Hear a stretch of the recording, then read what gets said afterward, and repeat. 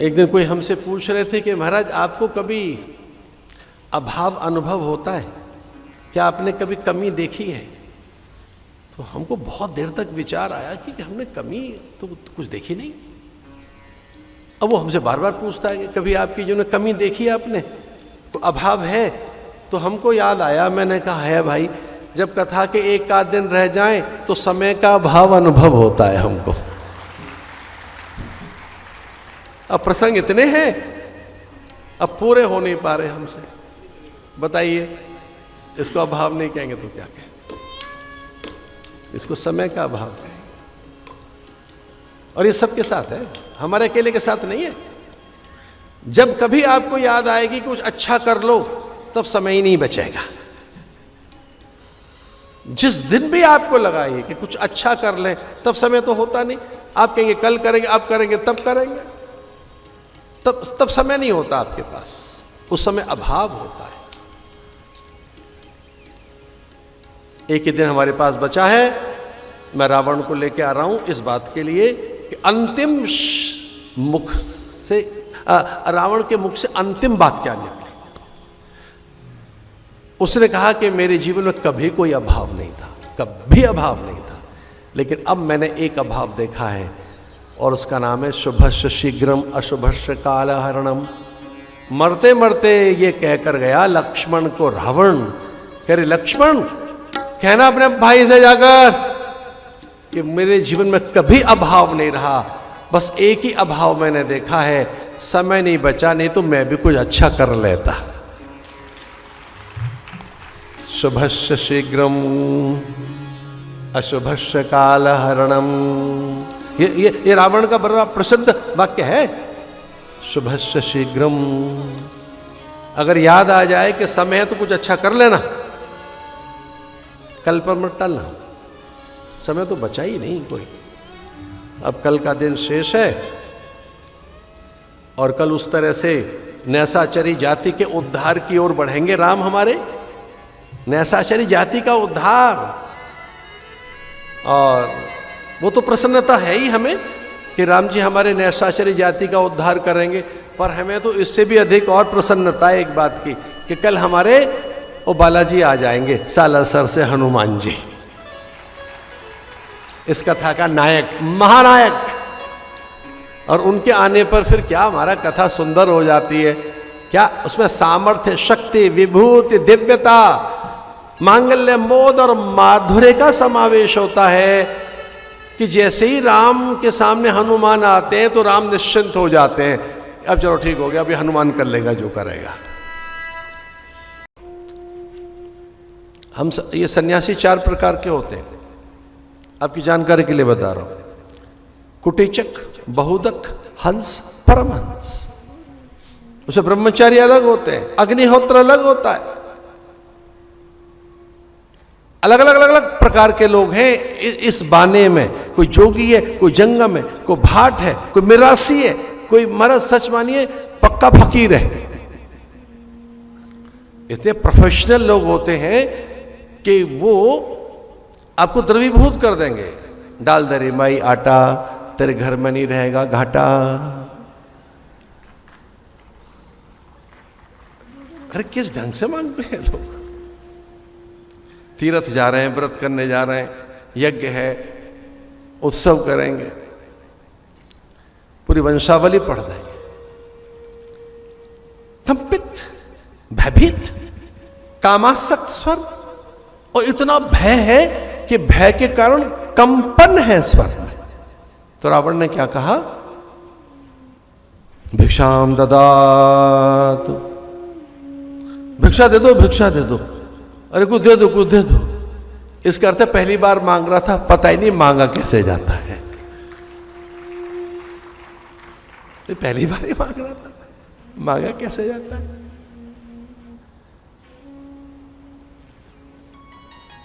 सीता जी द्वार पर आई। सीता ने वेश देखा, सवेश नहीं है, सन्वेश नहीं है, स्थिरता नहीं है, सौम्यता नहीं। भगवत माया ने और स्वयं की सीता की माया ने उन्हें स्वयं विमोहित कर लिया। उस पल सीता की संपूर्ण शक्तियां विमोहित हो चुकी थी। सीता की शक्तियों ने आवेष्टित कर लिया सीता को।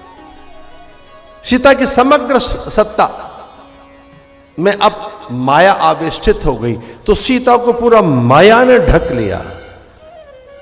तो सीता भी अब भयभीत है उसे देखकर, क्योंकि सीता को विस्मृति हो गई अपनी, और कभी कभी व्यक्ति को अपनी विस्मृति हो जाती है। और सच तो यही है कि हम सब अपने को भूले बैठे हैं कि हम मूलतः हैं कौन। अपने सत्य से, अस्तित्व से, अपनी निजता से, अपनी प्रकृति से, अपने स्वभाव से परिचित हैं क्या? हम अपनी अजेय सत्ता से क्या सच में परिचित हैं? हम तो देह को ही जानते हैं अपना, बस इतना सा ही परिचय है। ये रंग रूप गुण और ये प्रकृति काय कलेवर, गोत्र वंश परंपरा, और लो ये मेरा नाम, और ये मेरा संप्रदाय, और ये मेरा हरिद्वार का आश्रम। ऐसे ढक लेती है कई बार माया, पूरा आपके सत्य को पूरा ढक लेती है वो। ये तो निरंतर अभ्यास करना होगा, तब आप अपने को जान पाएंगे आप हैं कौन। अन्यथा तो माया ढक के रखती है। और अब सीता को माया ने ढक लिया, माया से आवेष्टित हो गई सीता पूर्णतया। तो सीता में भय है, अब जुगुप्सा है। सीता अत्यंत भयभीत हो गई उस दुष्ट पुरुष को देखकर, जिसके नेत्रों में कुछ है, मस्तक पर भाव कुछ है, हाथों में उद्धतस्य भाव है, भयानक आक्रामक एक भयंकर पुरुष साधु वेश में दिखाई दिया सीता को। जो कुछ भी फल थे डलिया में रखकर ऐसे सीता ने पकड़ाने का प्रयास किया। ये कहकर ये व्यक्ति न तो साधु है, न योगी है, न वीतराग है, न ब्रह्मचारी है, न जटिल है और न मुंडी है। ये साधु है ही नहीं।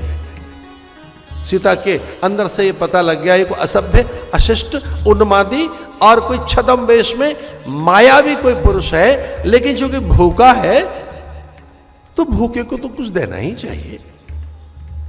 डलिया आगे बढ़ाई फलों की।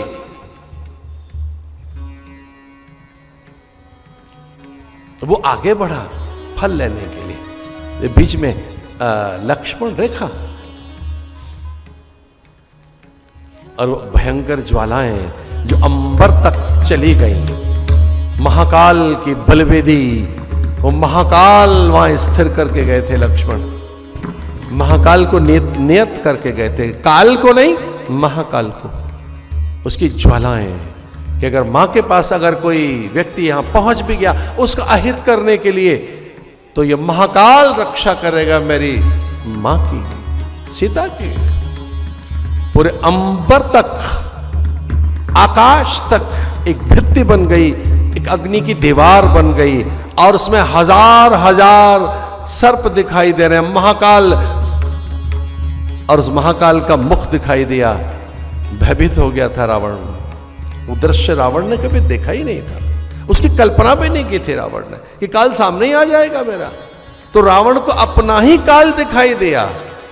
लक्ष्मण रेखा भयभीत होकर पीछे हटा था, लेकिन उसे लगा कि ये स्त्री नहीं जानती है, सीता को नहीं पता कि ये इस तरह से महाकाल प्रदीप्त हुआ है भयंकर ज्वालाओं के साथ।